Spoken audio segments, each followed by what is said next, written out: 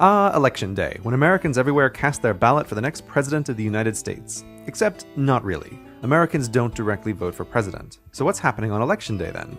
It's a bit complicated because of something called the Electoral College.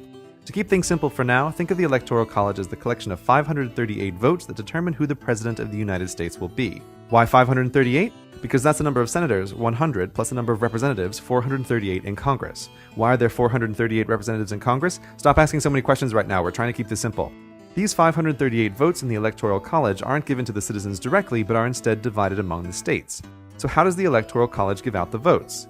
Each state, no matter how populous or not, gets 3 votes to start. The remaining votes are given out roughly in proportion to the population of the states. The more people the state has, the more votes it gets. Here's a map of the United States showing the voting power each state has by making one hexagon equal to one Electoral College vote for president. Because Electoral College votes mostly, though not completely, scale with population, it's also a map of where people live with a bonus given to the smaller states to make them a bit bigger than they would otherwise be.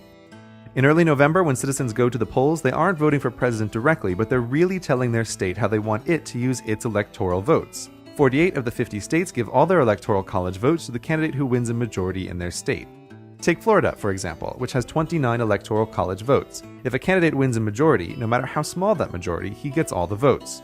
So the path to the White House is clear. Win enough majorities in enough states to get more than half of the Electoral College votes, and you get to sit at the big desk. That wasn't so complicated, you say? Well, there were a few